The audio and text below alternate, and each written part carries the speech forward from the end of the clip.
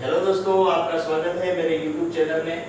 इसके पहले अपन ने संयोजन अभिक्रियाओं के बारे में पढ़ रहे थे, रासायनिक समीकरण के बारे में पढ़ रहे थे और उसके पहले अपन ने संयोजन अभिक्रिया पढ़ा था। अब आता है वियोजन अभिक्रिया, सेकंड नंबर। इस अभिक्रिया को अपघटन अभिक्रिया भी कहते हैं। इसको क्या बोलते हैं? अपघटन अभिक्रिया भी बोलते हैं। अब यहाँ पर आपको अपघटन का मतलब भी टूटना होता है, वियोजन का मतलब भी टूटना होता है। इस अभिक्रिया में एकल अभिकर्मक टूट करके छोटे छोटे अभिकर्मकों में या छोटे छोटे पदार्थों में टूट जाते हैं, इसलिए इसको वियोजन अभिक्रिया कहा जाता है। इसको अपघटन अभिक्रिया भी कहा जाता है। जैसे कि आपके सामने है FeSO4, ये टूटेगा तो Fe2O3 plus SO2 plus SO3 में बदल जाएगा।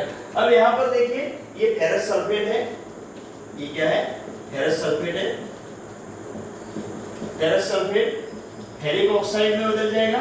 Ferric oxide, sulphur dioxide, sulphur dioxide और सल्फर ट्राइऑक्साइड। इसमें ये एकल अभिकर्मक है, ये टूट करके तीन भागों में बट गया है। इसमें यहाँ ऊष्मा जरूरी होती है, तब जाके ये अभिक्रिया आगे बढ़ती है, तो आगे बढ़ती नहीं। इसको अपन कहेंगे अपघटन अभिक्रिया या संयोजन अभिक्रिया। अब यहाँ पर इसमें ऊष्मा शोषित होती है, ऊष्मा इसके अंदर जाती है, तब जाकर के रिएक्शन होती है, इसलिए इसको ऊष्माक्षेपी अभिक्रिया भी ऊष्माशोषी अभिक्रिया भी कहा जाता है। इसको कौन सी अभिक्रिया कहा जाता है? ऊष्माशोषी अभिक्रिया भी कहा जाता है। इसके अलावा एक और अभिक्रिया है CaCO3, ये कैल्शियम ऑक्साइड प्लस CO2 में बदल जाएगा। कैल्शियम कार्बोनेट, कैल्शियम ऑक्साइड और कार्बन डाइऑक्साइड, ये इसमें बदल जाएगा। तो यहाँ पर आपको ये ध्यान रखना है। इसके अलावा कुछ रिएक्शन और है इसमें जो आपको ध्यान में रखनी है। कौन कौन सी रिएक्शन है? दो तीन रिएक्शन और है जो मैं आपको बता देता हूँ। इसके बाद एक लेड नाइट्रेट की रिएक्शन है। लेड नाइट्रेट का सूत्र आपको ध्यान होना चाहिए, PbNO3 का whole twice 2।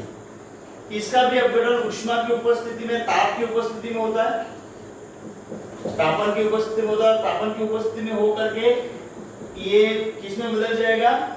Lead oxide PbONO2 plus oxygen. ये लेड नाइट्रेट है, ये लेड ऑक्साइड, नाइट्रोजन डाइऑक्साइड और ऑक्सीजन में ही बदल जाता है। तो यहाँ पर आपको ये ध्यान रखना है कि लेड नाइट्रेट जो है वो लेड ऑक्साइड और नाइट्रोजन डाइऑक्साइड और ऑक्सीजन में ही बदल जाता है। ये ताप की उपस्थिति में होता है। इसके अलावा एक रिएक्शन और है, AgCl, सिल्वर क्लोराइड जो है वो सिल्वर और क्लोरीन गैस में बदल जाता है। एक AgBr है, वो सिल्वर और ब्रोमीन गैस में बदल जाता है, लेकिन इसमें सूर्य के प्रकाश की उपस्थिति होती है। सूर्य के प्रकाश की उपस्थिति, इसमें भी सूर्य के प्रकाश की उपस्थिति होती है। और ये दोनों रिएक्शन है जो फोटोग्राफी में काम आती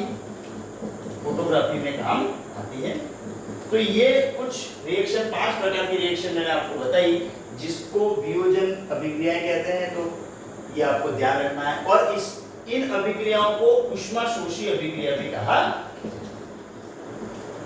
क्यों कहा जाता है? क्योंकि इसमें ऊष्मा का शोषण होता है, ऊष्मा ली जाती है, तभी जाकर के क्रिया होती है। यानी कि इसमें वियोजन करना होता है, तोड़ना होता है किसी एकल अभिकर्मक को, तो उसके लिए आपको ऊष्मा की आवश्यकता होती है। धन्यवाद दोस्तों, अब मिलेंगे अगले वीडियो में। Thank you, Vande Mataram.